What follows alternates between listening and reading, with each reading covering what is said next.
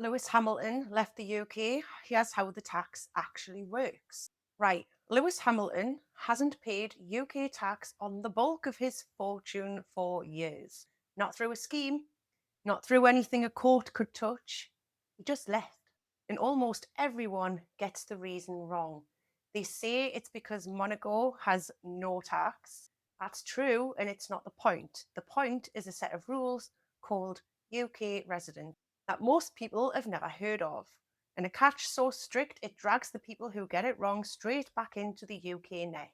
Stay with us, because if you've ever sat there after a tax bill and thought about leaving, this is the video that tells you how it genuinely works, what it actually costs, and the mistake that hands HMRC everything anyway. Subscribe, this channel explains what the wealthy really do legally every week.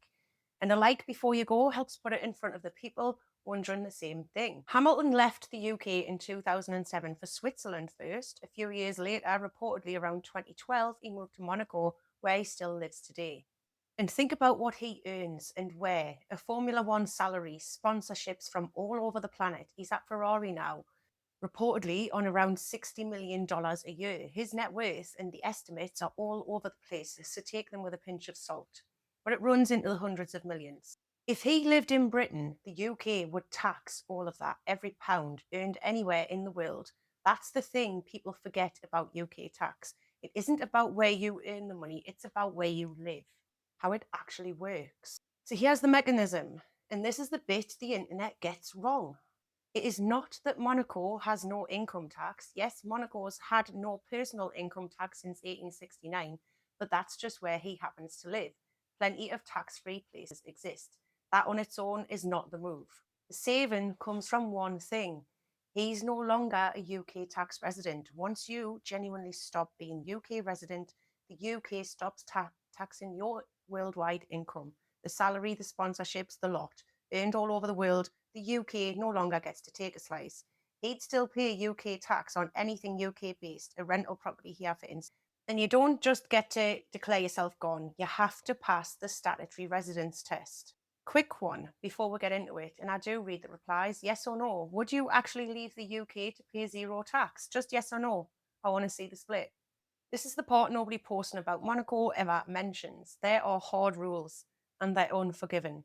Broadly, if you've been UK resident in recent years, you have to keep your time in the UK under about 16 days a year to be safely non-resident. 16 days, a fortnight and a bit in the country you grew up in. And it isn't only days, it's ties, a home available to you here, family here, work here, a history of 90 plus days in recent years. The more ties you keep, the fewer days you're allowed. Keep a house and a family in the UK, pop back whenever you fancy, and you can be pulled straight back into UK residence, taxed on your entire worldwide income as if you never left.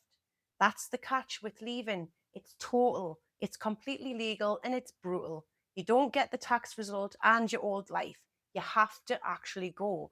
Count every day, watch every tie. The people who do this properly have someone tracking it to the day, because one bad year of spending too long back home can cost them everything they saved.